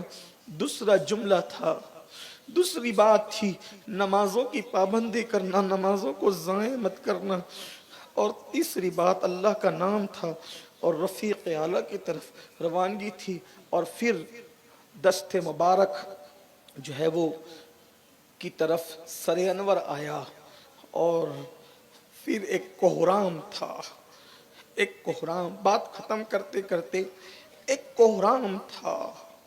سیدہ کائنات آج ان کے والد بزرگوار دنیا سے کوچ کر گئے، گویا کہ عرف عام میں کہیں تو مخدومہ کائنات آج یتیم ہو گئی، آج مخدومہ کائنات یتیم ہو گئی۔ آج حسنین کریمین کے سر سے ظاہری طور پر نانا کا سایہ اٹھ گیا۔ فاروق اعظم تلوار نکال لی، فاروق اعظم جس نے کہا محمد الرسول اللہ دنیا سے کوچ کر کے اسے مار ڈالوں گا، قتل کر دوں گا۔ جیسے موسیٰ طور پہ گئے تھے اور واپس آئے، ویسے وہ بھی واپس آئیں گے۔ عثمان غنی زبان بند ہو گئی، منہ نہیں کھلتا، کیا کہیں، کس کو کیا کہیں، جیسے کچھ لوگ غم میں اتنے ڈوب جاتے زبان نہیں۔ عثمان غنی کی کیفیت یہ ہو گئی، حال یہ ازواج پاک کی آنکھوں میں آنسو ہے۔ صدیق اکبر اللہ اکبر رو رو کر بےحال، مولا کائنات رو رو کر بےحال، بلال حبشی سسکیاں نکل رہی، جنات کے رونے کی آواز آ رہی، مدینہ منورہ میں جنات رو رہے ہیں، جانوروں پر صدمہ ہے، صحابہ بے چین اور بے قرار ہیں، کوئی کسی کا پرسان حال سننے والا نہیں۔ اس وقت کتنا کیسا وقت تھا لوگوں، جب آپ نے انبیاء، جب آپ نے سید الانبیاء، ان کی آل، ان کے اصحاب کی قربانی سنی، یہاں اب دیکھو دین کتنا خطرے میں ہے۔ نئے نئے قبیلے جو مسلمان ہوئے تھے اسلام کی ترقی دیکھ کر، وہ پھر سے کافر ہونے لگے کہ اگر محمد اللہ کے رسول ہوتے تو وہ کیسے دنیا سے چلے جاتے، ان کا انتقال کیسے ہوتا، ان کا وصال کیسے ہوتا، وہ مرتد ہونے لگے۔ لوگوں کا حال یہ ہوا، اس وقت توجہ کرنا، 2 مرتبہ دین پر وقت آیا، یہی کربلا ہے۔ 2 مرتبہ دین پہ وقت آیا جب کشتی ڈگمگانے لگی۔ ایک وقت رسول اللہ کے وصال کا وقت تھا جب فاروق اعظم جیسی ہستی ہوش کھو رہی ہے، عثمان غنی جیسی ہستی ہوش کھو رہی ہے، اس وقت صحابہ ہوش کھو رہے، رو رہے، آنسو بہا رہے۔ اس وقت کون سا مرد تھا جس نے ان سب کو اکیلے سہارا دیا؟ تو صحابہ کہتے ہیں اس وقت افضل البشر بعد الانبیاء بالتحقیق صدیق اکبر منبر پہ چڑھے۔ فاروق اعظم لوگوں کو کہہ رہے تھے حضور کا وصال نہیں ہوا، وہ آئیں گے واپس۔ صدیق اکبر باہر آئے، حضور کی پیشانی چوم کر، حضور علیہ السلام کو سوتی کپڑا جو وہ اڑا دیا گیا تھا، صدیق اکبر آئے، حضور کو دیکھا، پیشانی چومی اور کہا اللہ آپ ظاہری حیات میں بھی جو وہ مشکبار تھے اور آپ مہکتے تھے، اور بعد وصال بھی آپ مہک رہے یا رسول اللہ۔ اور صدیق اکبر پھر آئے، کہا عمر میری بات سنو۔ عمر نے کہا، سید فاروق اعظم نے کوئی بات نہیں سنی۔ دوسرے صحابہ کو کہا کہ میری طرف آؤ۔ سارے صحابہ فاروق اعظم کی طرف متوجہ ہونے کی وجہ صدیق اکبر کی طرف آئے، اور آپ منبر پہ کھڑے ہو کے فرمایا وما محمد الا رسول قد خلت من قبلہ الرسل۔ یہ آیہ مبارکہ پڑھی اور اخیر تک شاکرین تک پڑھی آپ نے کہ محمد تو اللہ کے رسول ہیں، اگر وہ شہید ہو جائیں یا دنیا سے کوچ کر جائیں تو کیا تم لوگ الٹے پیر پلٹ جاؤ گے اللہ کا دین چھوڑ کے؟ صدیق اکبر نے فرمایا لوگوں اگر تم محمد کی عبادت کرتے تھے تو جان لو کہ محمد الرسول اللہ دنیا سے تشریف لے گئے، اور اگر تم اللہ کی عبادت کرتے ہو تو اللہ حی و قیوم ہے اور وہ ہمیشہ باقی رہنے والا ہے اور اس کی ذات ہمیشہ باقی رہنے والی ہے. صحابہ کہتے ہیں ایسا لگتا تھا جیسے یہ آیت ہم نے پہلی مرتبہ سنی اور پھر اس کے بعد اللہ اکبر صحابہ کو یقین ہو گیا کہ اللہ کے رسول دنیا سے تشریف لے گئے, کیونکہ اللہ نے حضور کے جانے سے پہلے حضور کے جانے کا حال بیان فرما دیا اس آیت میں, وما محمد الا رسول قد خلت من قبلہ الرسل. صحابہ کو یقین ہو گیا حضور کا وصال ہو گیا. پھر اس کے بعد اب صحابہ حضور علیہ الصلوۃ والتسلیم کے آخری آرام کی تیاری شروع کرتے ہیں. جب غسل دیا جا رہا تھا, مولا علی نے غسل دیا. جو لوگ پانی ڈال رہے تھے صوفیہ فرماتے ہیں ان کی آنکھوں پہ پٹی باندھ دی. یہ صوفیہ کی روایت. جو لوگ پانی ڈال رہے تھے ان کی آنکھوں پہ پٹی باندھ دی. پٹی اس لیے باندھ دی گئی تھی کہ حضور علیہ السلام نے فرمایا کہ میرے سطر پر اگر کسی کی نظر پڑ گئی تو وہ اندھا ہو جائے گا.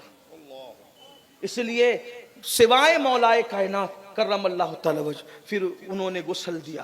بلکہ صوفیہ یہاں تک فرماتے ہیں جب اللہ کے رسول علیہ السلام کو غسل دیا جا رہا تھا تو جس طرف پلٹنے کی بات ہوتی آسانی کے ساتھ حضور علیہ السلام گویا کہ اس طرف رخ فرما لیتے, اور پھر 3 کپڑوں میں حضور علیہ السلام کو کفن شریف پہنایا گیا. اور اس کے بعد پھر اب اس پر سوال کھڑا ہوا کہاں حضور علیہ السلام کی لحد مبارکہ بنے. تو کسی نے کہا بقی لے جائیں گے, کسی نے کہا حضرت ابراہیم علیہ السلام کا مزار جہاں ہے وہاں لے جائیں گے. تو صدیق اکبر نے فرمایا نبی جس جگہ پہ دنیا سے ان کی روح نکلتی ہے وہی جگہ پر نبی کو دفن کیا جاتا ہے, وہی ان کی آرام گاہ بنتی ہے. تو جہاں حضور کا وصال ہوا وہیں حضور علیہ السلام کی آخری آرام گاہ بنے گی. اب یہاں پر ایک بات کہہ دوں, کچھ لوگ آپ کو بہکاتے ہیں کہ وصال پیر کے دن ہوا پھر بدھ کی رات میں تدفین کیوں ہوئی. اس کو بات کر کے بات مکمل کرتا ہوں. جب وصال پیر کے دن ہوا تو بدھ کی رات کو اتنی تاخیر کی ہوئی کہ پیر کا پورا دن گیا, پیر کی رات گئی, منگل کا دن گیا, منگل کی رات گئی, بدھ کا دن گیا, بدھ کی رات آ گئی. اتنی دیر تک کہ جسم پاک جسد اقدس کیوں رہا؟ پہلی بات اللہ کی حکمت یہ تھی تاکہ 4 دن تک جسد اقدس ویسے ہی رکھا رہے اور دنیا کو پتا چل جائے کہ محبوب کے جسم میں تغیر رونما نہیں ہوا. لوگ اپنے ابا دادا کو رکھتے ہیں, کوئی پنکھا لگاتا ہے, کوئی برف لگاتا ہے, کوئی ٹھنڈے کولر اس میں رکھتے ہیں, ہے نا, پھر بھی چہرے دیکھنے کے قابل نہیں رہ جاتے. لیکن اس دور میں تو یہ سارے انتظامات نہیں تھے. حضور علیہ السلام کے جسد مبارکہ میں کوئی تبدیلی نہیں. لوگ دیکھ لیں کہ حضور ظاہری جسم کے ساتھ جب حیات تھے, ظاہری زندگی میں تو بھی معطر تھے اور بعد وصال بھی معطر رہے. اور دوسری بات یہ تھی کہ حجرہ عائشہ سیدہ عائشہ, آپ مدینہ شریف گئے, جو گئے اللہ مبارک کرے, جو نہیں گئے اللہ انہیں جلد مدینہ شریف دکھائے اور اللہ ہمیں بھی آپ کو بھی بار بار دکھائیں. حضور علیہ السلام اس وقت جہاں آرام کر رہے ہیں وہ 2 حجرے ہیں, حجرہ سیدہ فاطمہ اور حجرہ عائشہ. لیکن حضور علیہ السلام جس وقت وصال فرمایا تو اس وقت تو اتنا بڑا بھی حجرہ شریف نہیں تھا, اس وقت تو حجرہ عائشہ صدیقہ ہی تھا. تو چونکہ لوگ آتے جاتے اور درود پڑھتے سلام پڑھ کے جاتے, آتے درود پڑھ کے سلام پڑھ, تو چھوٹی چھوٹی ٹکڑیوں میں لوگ گروہ در گروہ آتے, درود و سلام پڑھ کے جاتے, تو وہ چونکہ وہاں سے جسم اقدس کو باہر نہیں نکالا گیا تھا, حضور علیہ السلام کا جسم پاک حجرہ سیدہ عائشہ ہی میں رکھا گیا تھا اور وہیں آ کر کے لوگ درود و سلام پڑھتے تھے. تو ہزاروں اصحاب آتے گئے, درود و سلام پڑھ کے جاتے گئے, آتے گئے. تو تاخیر کی ایک وجہ یہ بھی تھی. اور پھر اس کے بعد اللہ کے رسول علیہ السلام کو لحد اطہر کے سپرد کر دیا گیا اور اس طرح سے حضور اکرم صلی اللہ علیہ وسلم نے اس دنیا سے عالم بقا کی طرف اپنی شان کے مطابق کوچ فرمایا. اور اس طرح سے ہمارا عقیدہ یہ واضح ہو گیا کہ انبیاء کو بھی اجل آنی ہے, مگر ایسی کہ فقط آنی ہے. پھر وہی موت کے بعد ان کی حیات مثل مثل سابق وہی جسمانی ہے، اس کی ازواج کو جائز ہے نکاح، اس کا ترکہ بٹے جو فانی ہے۔ نبیوں کو موت آتی ہے، ایک آن کے لیے آتی ہے، پھر وہ ہمیشہ کے لیے زندہ کر دیے جاتے ہیں۔ تو زندہ ہے واللہ، تو زندہ ہے واللہ، میری چشم عالم سے چھپ جانے والے۔ اسی لیے ان کی بیویوں کو بیویاں ہی کہا جاتا ہے، بیوہ نہیں کہا جاتا، اور ان کی بیویاں جو ہے وہ بیویاں ہی ہے، اس لیے کہ بیواؤں سے نکاح ہو سکتا ہے، بیویوں سے نکاح نہیں ہو سکتا۔ تو انبیاء کرام کی ازواج پاک سے ان کے وصال کے بعد اس لیے کسی کا نکاح نہیں ہو سکتا کہ انبیاء اپنی قبروں میں زندہ ہے۔ اور وَلَلْآخِرَةُ خَيْرٌ لَكَ مِنَ الْأُولَىٰ کے تحت اگر دیکھیں، اللہ فرماتے ہیں آپ کی پچھلی گھڑی آپ کی پچھلی گھڑی سے آنے والی گھڑی بہتر ہے۔ تو گویا کہ جب آنے والی گھڑی آتی ہے تو ہر چیز میں ترقی ہوتی ہے، تو حیات مبارکہ کا کیا عالم ہوگا۔ اس لیے حضور قبر انور میں جسمانی حیات کے ساتھ ہے، یعنی شہیدوں جیسی حیات نہیں ہے، شہیدوں سے بڑھ کر مصطفیٰ جان رحمت کی حیات ہے، اور وہ زندہ ہیں الحمدللہ۔ ہم کلمے میں یہی تو پڑھتے ہیں محمد الرسول اللہ، محمد اللہ کے رسول ہیں۔ اب آخری بات عرض کر دوں، سب پر غم تھا، سب پر غم تھا، لیکن آپ جانتے ہیں جو جتنا چہیتا اور جتنا چاہتا ہے، جملے پہ غور کرے، جو جتنا چہیتا اور جو جتنا چاہتا ہے اس کو اتنا ہی صدمہ ہوتا ہے۔ سیدہ کائنات کو اتنا صدمہ تھا کہ جب وصال کے بعد حضرت بلال سیدہ کی طرف آئے تو آپ نے فرمایا، بلال کیسے ہمت ہوئی ان ہاتھوں کی کہ میرے بابا کو لحد کے سپرد کرے۔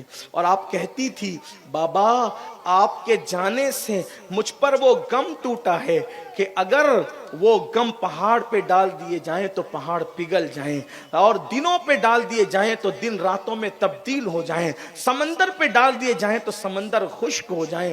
سیدہ پاک پوری زندگی بعد وصال رسول روتی رہی اور صرف روتی رہی، اور بالآخر اسی صدمے میں سیدہ پاک نے دنیا سے وصال فرمایا۔ انشاءاللہ تبارک و تعالی پھر کیا ہوا، اب آگے کی داستان سیدہ کائنات سیدہ مخدومہ فاطمۃ الزہرا کی زندگی میں ہم پیش کریں گے۔ اللہ پاک کی بارگاہ میں دعا ہے، اللہ پاک اس محفل کو قبول کر لے، گفتگو کے درمیان کوئی غلطی ہو اللہ پاک معاف کر دے۔ استغفر اللہ ربی من کل ذنب واتوب الیہ، لا الہ الا اللہ محمد الرسول اللہ۔